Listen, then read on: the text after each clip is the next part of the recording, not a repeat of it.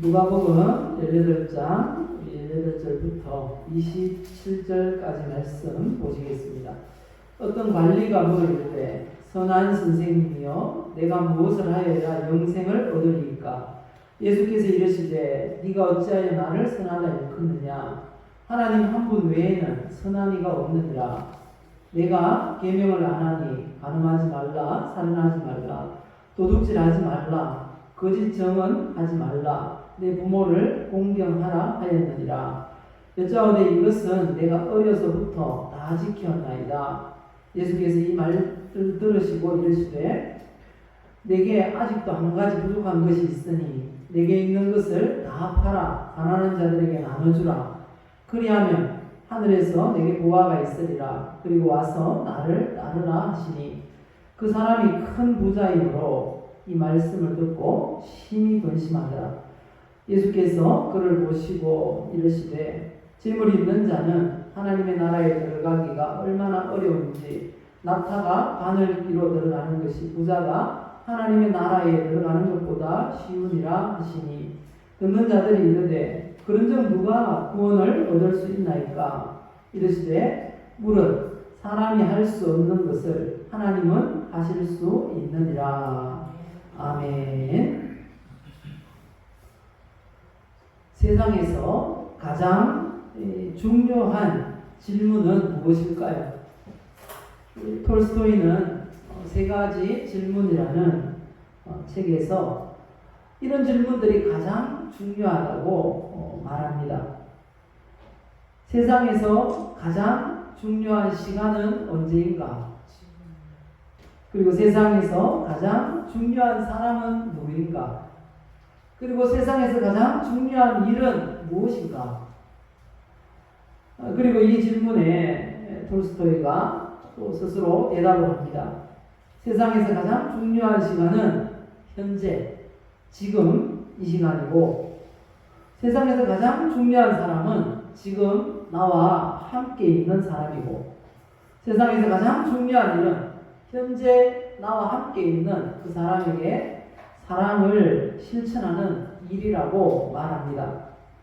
그런데 오늘 본문에 보니까 예수님을 찾아온 한 관리는 이 세상에서 가장 중요한 질문이 이것이다 라고 말합니다. 18절 말씀 보면 내가 무엇을 하여야 영생을 얻으리까? 구원, 영생에 관한 질문이 가장 중요한 질문이라고 말하고 있는 것입니다. 제자들도 가장 중요한 질문은 이것이라고 말합니다. 26절 보면요. 누가 구원을 얻을 수 있는가? 무엇 때문인지 잘 모르겠지만 이 현대인들은 너무 바빠요. 너무 바쁜 그 현대인들에게 가장 중요한 질문은 바로 이것이어야 한다는 것입니다. 누가 구원을 얻을 수 있는가? 그래서 이 시간 우리에게 주신 하나님의 말씀을 통해서 누가 구원을 얻을 수 있는가라는 제목으로 말씀을 전하겠습니다. 오늘 말씀의 제목이 잘못 기록되었는데요. 우리 또 늘 하시는 대로 우리 입술의 고백으로 우리 인생을 아름답게 만들어가는 그런 시간을 가지도록 하겠습니다. 고백합시다. 나는 하나님의 사랑을 받고 있습니다. 하나님은 나를 치료하십니다. 하나님은 나에게 복을 주십니다. 구원의 확신을 가지고 살도록 도와주세요. 우리가 늘 고백하는 이런 하나님의 은혜와 복이 우리 가운데 그대로 임하여서 누림이 있는 우리 일생이 되시기를 예수님의 이름으로 축복합니다. 오늘 본문의 배경을 보면 어떤 한 관리가 예수님께 찾아와서 생애 가장 중요한 질문을 하는 것으로 시작이 됩니다. 이를 통해서 예수님께서 구원에 관한 교훈을 우리들에게 말씀하고 있습니다. 오늘 본문을 통해서 우리에게 주시는 교훈들이 있는데요. 그 첫 번째 교훈은 재물은 구원의 가장 큰 걸림돌이 될 수 있다라는 것입니다. 어떤 관리가 예수님을 찾아와서 이런 질문을 했지요. 18절 말씀 보시면요. 내가 무엇을 하여야 영생을 얻으리까? 이 질문에 예수님 어떻게 대답하셨습니까? 20절 보시면 네가 계명을 안 하니 간음하지 말라, 살인하지 말라, 도둑질하지 말라, 거짓 증언하지 말라, 내 부모를 공경하라 하였느니라. 그러면서 그걸 지켜 행하라고 말씀하십니다. 그런데 관리가 예수님의 이 말씀에 대해서 즉시 망설이지도 않고 대답합니다. 이건 내가 어려서부터 다 지켰습니다.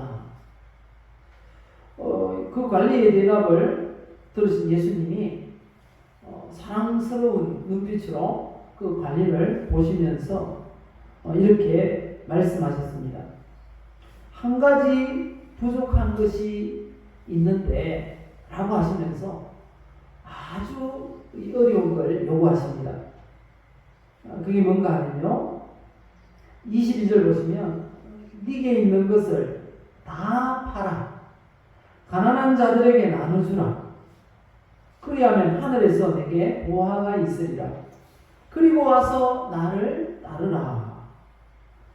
여러분들은 예수님이 여러분들께 이렇게 요구한다면 여러분들은 아마 모두가 아멘 하고 따를 것 같습니다. 그런데 이 부자는, 이 관리는 어떻게 했다고 하십니까? 23절 보시면 이 말씀을 듣고 심히 근심하더라. 마가복음 10장 22절 이 동일 본문인데요. 거기 보면 이 말씀으로 인하여 슬픈 기색을 띠고 근심하며 가니라. 이렇게 기록되어 있습니다. 그런데 이 관리가 왜 이렇게 심히 근심했을까요? 왜 그렇게 슬픈 기색을 띠고 근심하면서 그 자리를 떠났을까요? 재산이 많았습니다. 예, 오늘 본문 23절에 말씀하시죠. 그 사람이 큰 부자였기 때문이라. 이 구절을 원문으로 보니까요.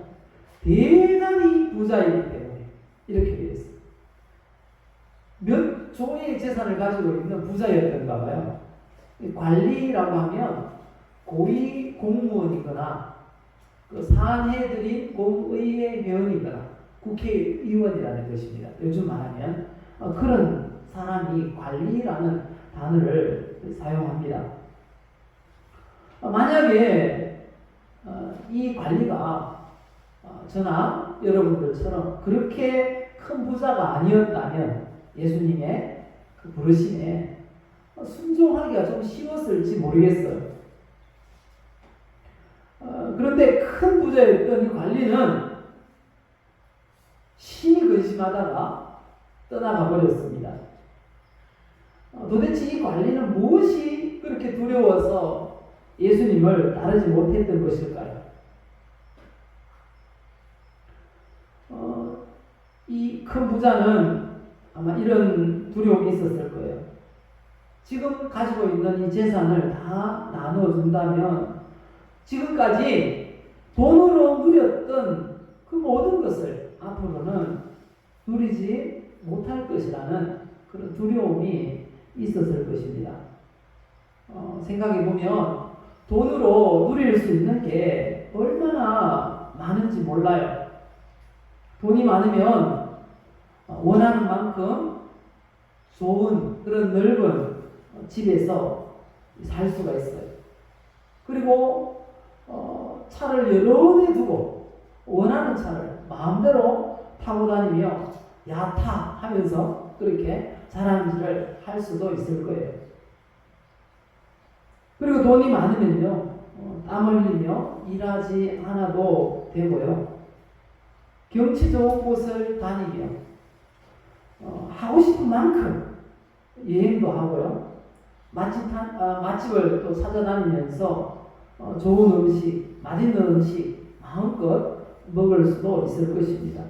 또 경조사에 찾아다니며 축의금, 조의금 막 마음대로 해서 그렇게 친구들의 마음도 얻을 수 있을 것입니다.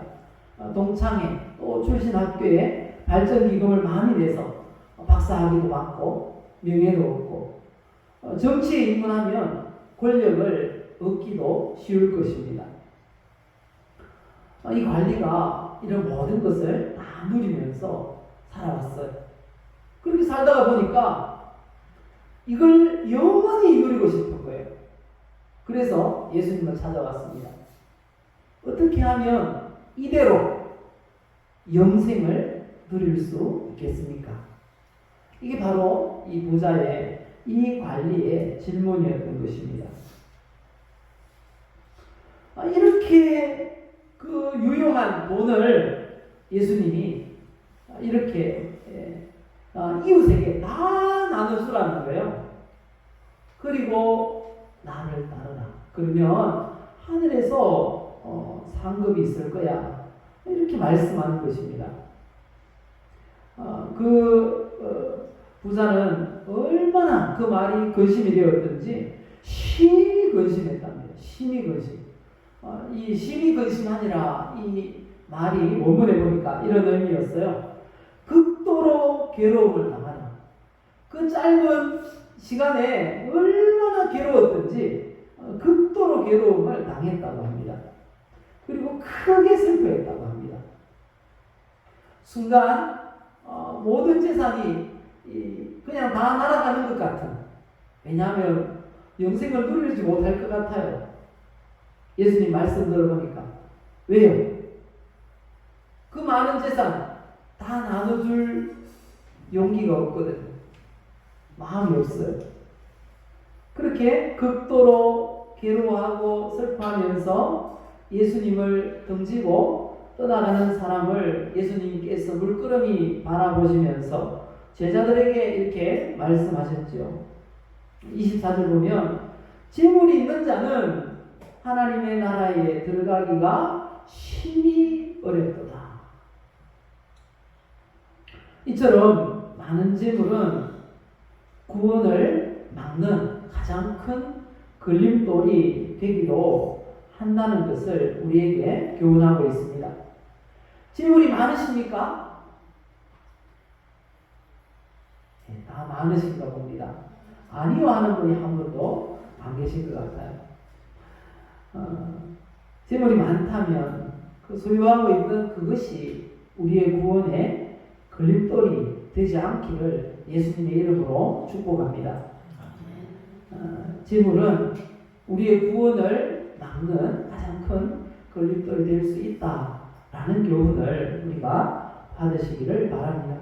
그리고 두 번째 교훈이 있어요. 그건 재물을 잘 사용하면 영혼 구원과 신앙생활에 큰 유익이 있다라는 것입니다. 예수님께서 그 관리가 심히 근심하며 예수님을 떠나가는 것을 보시고 이런 말씀을 하셨어요. 재물이 있는 자는 하나님의 나라에 들어가기가 심히 어렵도다. 재물이 있는 자는 하나님 나라에 들어가기가 얼마나 어려운지, 낙타가 하늘 길로 나가는 것이 부자가 하나님 나라에 들어가는 것보다 쉬우니라. 낙타가 그 작은 바늘 구멍으로 이렇게 들어가는 것, 그게 부자가 천국에 가는 것보다 쉽다는 거예요. 낙타가 바늘기로 들어갈 수 있겠습니까? 그런데 여기는 바늘기라는 그런 성분이 있었다라는 그런 얘기가 있어요. 그리로 낙타가 들어가려면 겨우 들어갈 수 있는, 그래서 이 성분을 바늘기라고 그렇게 불렀다고 해요. 그런데 그것인지 아니면 요즘 우리가 그렇게 찾기 힘든, 실을 끼우기 힘든 바늘기를 말하는 건지 우리가 분명히 알 수는 없습니다. 하지만 중요한 건 그것도 어려운데, 낙타가 바늘기로 들어가는 것도 어려운데 부자가 천국에 가는 건 그것보다 더 어렵다는 거예요. 이 말씀을 듣고 예수님의 제자들이 깜짝 놀랐어요. 자기들은 가진 것도 없는데 왜 놀랐을까요? 그 이유는 당시 그 히브리인들의 부자에 대한 인식 때문이었습니다. 당시 부자에 대한 인식은 두 가지였어요. 하나는 부자는 선에 대한 하나님의 복이라는 그런 인식이 있었습니다. 그리고 다른 하나는 부자는 가난한 자에 비해서 불경건한 자라는 인식이 있었던 거죠. 당시 히브리인들의 재물에 대한 지배적인 인식은 하나님의 복이라는 인식이었어요. 히브리인들이 가장 존경했던 그들의 조상 아브라함이 부자였거든요. 창세기 13장 2절에 보면요, 아브라함에게 가축과 은과 금이 풍부하였더라 이렇게 말씀하세요. 그리고 얼마나 부자였든지 가정에서 이렇게 기르던 병사들이 있었어요. 그 병사들이 창세기 14장 보면 318명이나 된다고 그렇게 말씀하고 있습니다.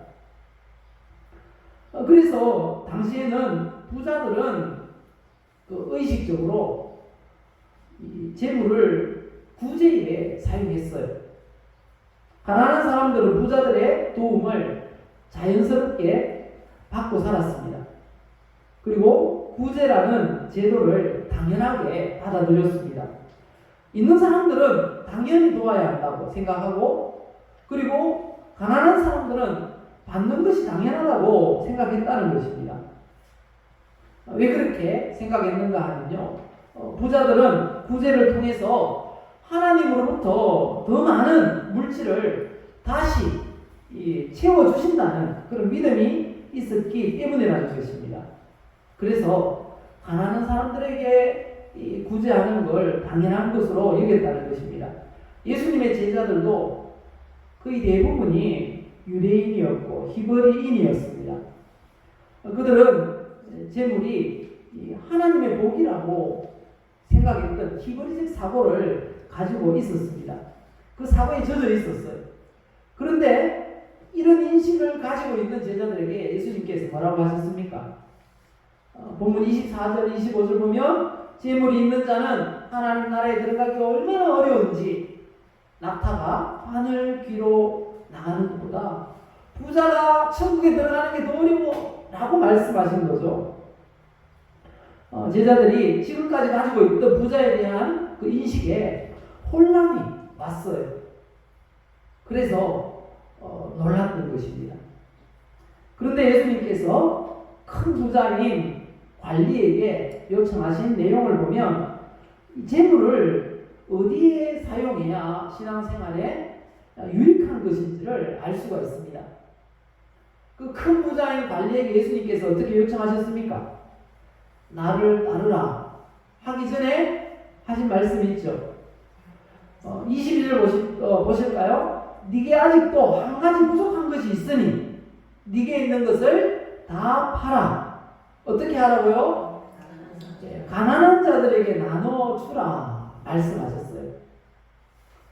그런데 당시 이런 일에 재물을 사용하지 않고 모으기만 했던 부자들도 있었던 것 같아요. 그래서 예수님 당시 부자에 대한 인식이 두 가지였다고 하죠. 앞에서 언급했지만 이 부자에 대한 나쁜 인식은 가난한 그런 사람들에 비해서 불경건한 사람이다 라는 인식도, 그런 견해도 적지 않았다는 것입니다. 왜냐하면 물질을 유익하게 사용하지 않고 부를 축적했기 때문입니다. 당시 그 유대 사회는 공동체 생활을 했습니다. 빵을 구울 때도 집집마다 빵을 굽지 않아요. 아침에 한 집에서 그 마을 사람들이 먹을 빵을 다 굽는다는 거예요. 빵 다 구워 놓으면 집집마다 한 사람씩 보내요. 그렇게 해서 가족이 먹을 만큼 하루의 빵을 가지고 간다는 거죠. 그게 바로 일용할 양식이라는 거예요. 주기도문에서 말씀하시는 그런 일용할 양식을 가져가는 거예요. 그게 공동체 생활인 거예요. 그런데 흉년이 들었어요. 흉년이 들어서 빵 구울 곡식이 없는 거예요. 밀가루가 없는 거예요. 그러면 동네 사람들이 어떻게 될까요?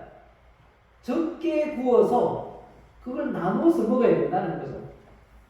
그렇게 공동체 생활을 했는데 그런 가난한 사람들 중에 한 사람이 억수로 부자예요. 그러면 어떻게 한 걸까요? 다른 사람들 다 굶고 있는데 자기는 맛있는 거 먹어요.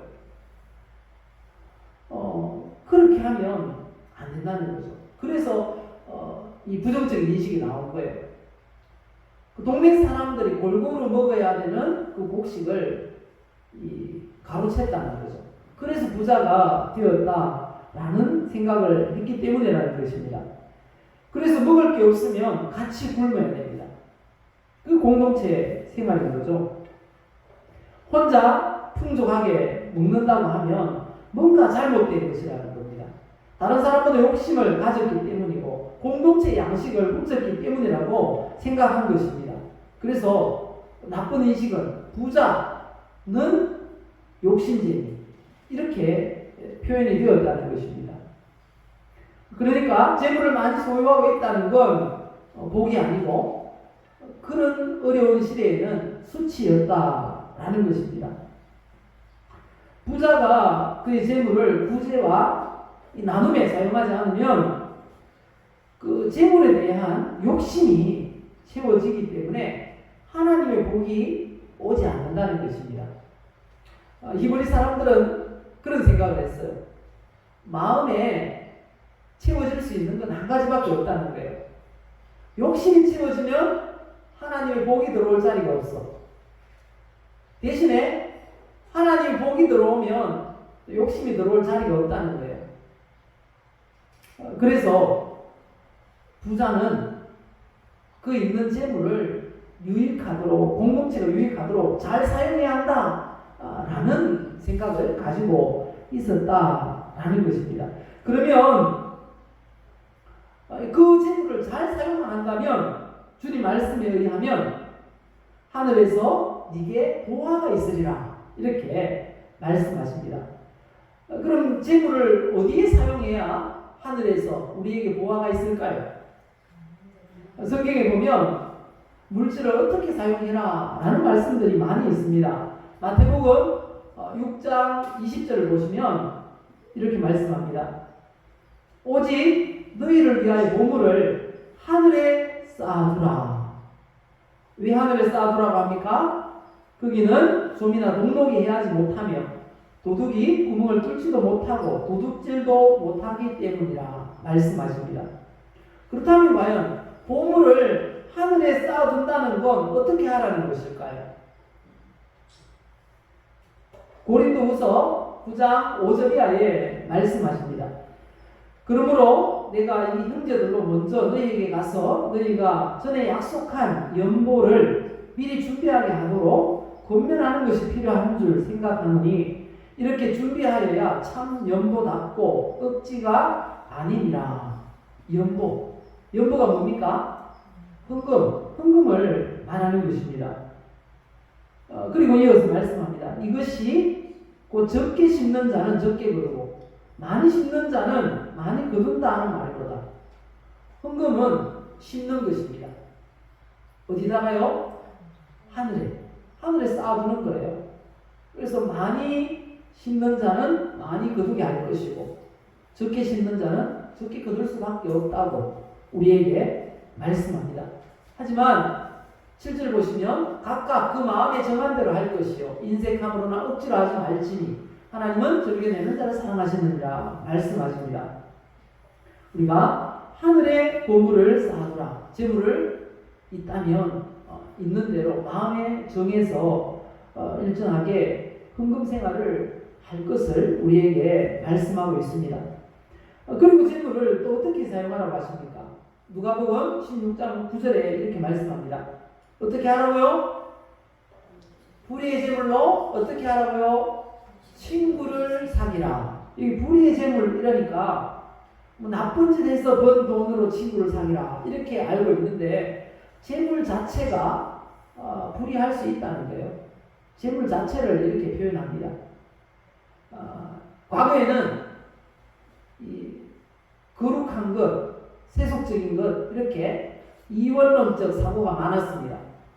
그래서 교회 안은 거룩하고 교회 밖은 세속적이고 또 뭐 돈은 또 부정적인 뭐 이런 의미가 있었어요. 그래서 이렇게 불의의 재물이라고 표현하는데 일상적으로 내가 노력해서 번 돈을 가리키고 있는 것입니다.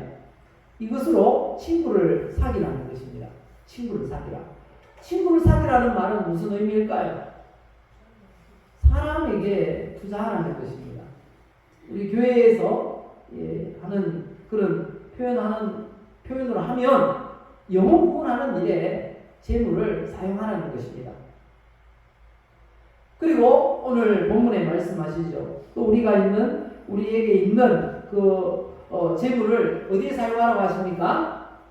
구제에 사용하라. 우리에게 말씀하고 있습니다. 신앙생활에 유익하도록 재물을 사용하는 성도가 되시기를 예수님의 이름으로 축복합니다.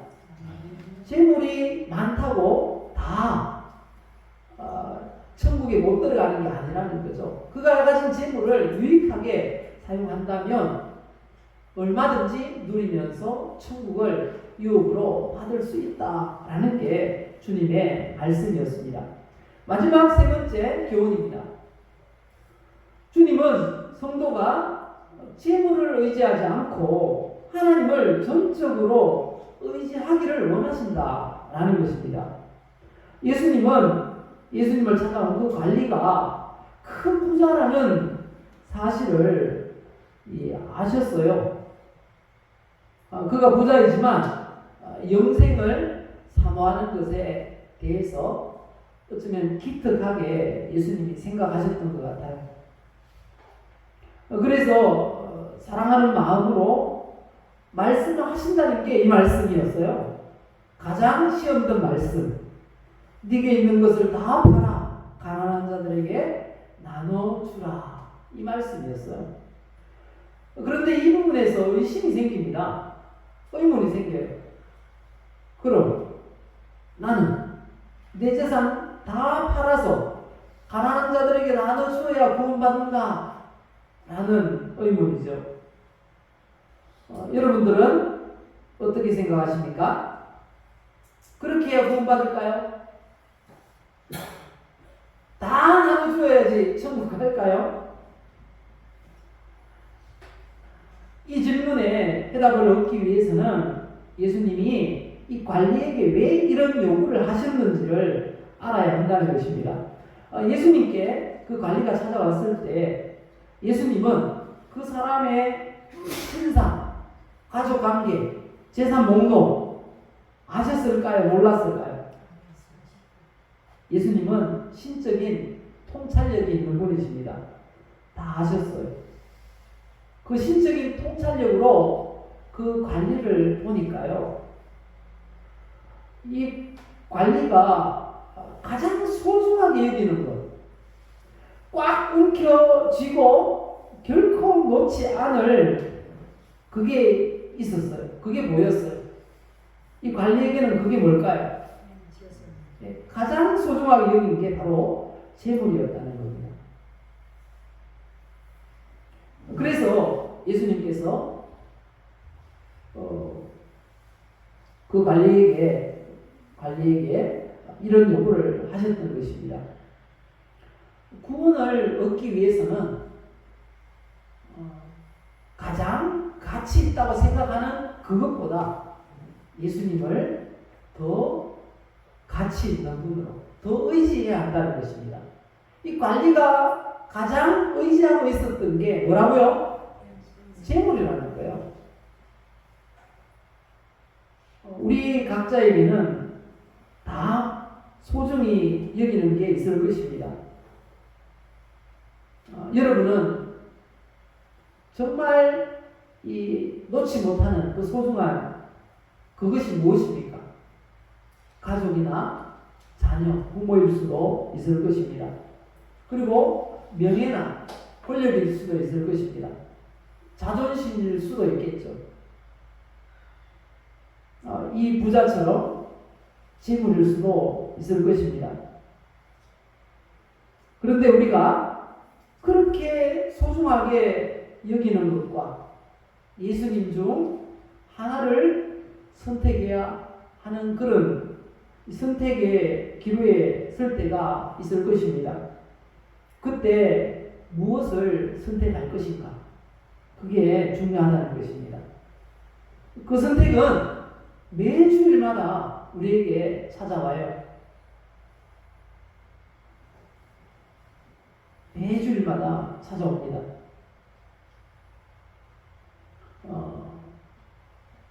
가족들 간에 유대를 강화하기 위한 모임도 있을 수 있고, 친구들과의 모임, 직장에서의 모임, 여러 가지 그런 선택의 기로가 있어요.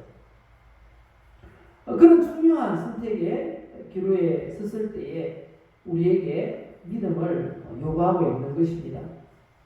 우리가 세상 것도 포기할 수 없고, 이 교회 예수님도 소중하고 다 그럴 것입니다. 그런데 내가 예수 믿는다는 게 무슨 의미인지 분명히 해야 합니다. 내가 예수 믿는다는 건 이런 의미가 있습니다. 잘 아시는 말씀인데요. 한번 읽어보십시다. 내가 그리스도와 함께 십자가에 못 박혔나니 그런즉 이제는 내가 사는 것이 아니요 오직 내 안에 그리스도께서 사시는 것이라. 이제 내가 육체 가운데 사는 것은 나를 사랑하사 나를 위하여 자기 자신을 버리신 하나님의 아들을 믿는 믿음 안에서 사는 것이다. 여기에 말씀에 의하면 예수 믿는다는 거, 내가 예수님과 함께 십자가에 못 박혀 죽는 것입니다. 나는 죽었어요. 나는 죽었어요. 죽은 사람이 어떻게 소중하게 여기는 게 있고 꽉 붙잡고 놓지 않을 게 있겠습니까? 우리는 죽은 사람입니다. 이 세상의 모든 것에 대해서 죽은 사람이라는 것입니다. 이 말은 예수님을 가장 큰 의지로 그렇게 우리가 삼아야 한다는 것을 말씀하고 있는 것입니다. 가장 포기하기 어려운 것, 그것과 비교되는 것이 우리에게는 아마 가족인 것 같아요. 그리고 또 물질인 것 같아요. 그래서 성경에 보면 예수님이 그런 말씀하셨어요. 한 사람이 두 주인을 섬기지 못할 것이니 혹 이를 미워하고 저를 사랑하거나 혹 이를 중히 여기고 저를 경히 여깁니다.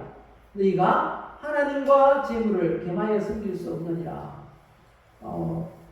하나님과 재물이 아마 모든 사람들에게 있어서 가장 소중한 것이라고 생각하는 것 같아요. 그리고 또 하나는 마태복음 10장 보면 사람의 원수가 자기 집안 식구리라 이렇게 말씀하세요. 이런 걸로 봐서 어쩌면 우리가 영생을 얻는데 가족이 그럴 수가 있다는 것입니다. 사랑하는 우리 성도 여러분 꼭 기억하시기를 바랍니다. 우리가 죽었습니다. 예수 믿는다는 것, 나는 죽고 예수님으로 사는 사람들입니다.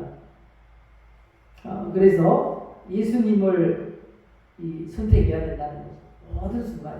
모든 순간에 주일 성수, 그리고 친지의 결혼식이나 행사들, 그리고 주일에 돈을 버는 일, 그것과 예배를 우리가 선택할 그런 기로가 있을 것입니다. 무엇을 선택하시겠습니까? 우리가 이 부분에 신앙생활에 있어서 걸림돌이 되지 않기를 바랍니다. 친지의 얼굴보다 더 의지해야 될 분은 예수님이신 줄 믿습니다. 그 예수님을 의지하시기를 예수님의 이름으로 축복합니다. 누가 구원을 얻을 수 있는가? 결론은 바로 이것입니다. 같이 읽어보실까요? 세상에 그 무엇보다 예수님을 의지하고 믿는 사람이 구원받는다 라는 것입니다. 이 시간 우리가 예수님을 가장 의지하고 그 예수님을 인해서 구원을 받고 또 하늘에서 내려오는 풍성한 그 상급으로 살아가는 우리 모두가 되시기를 예수님의 이름으로 축복합니다.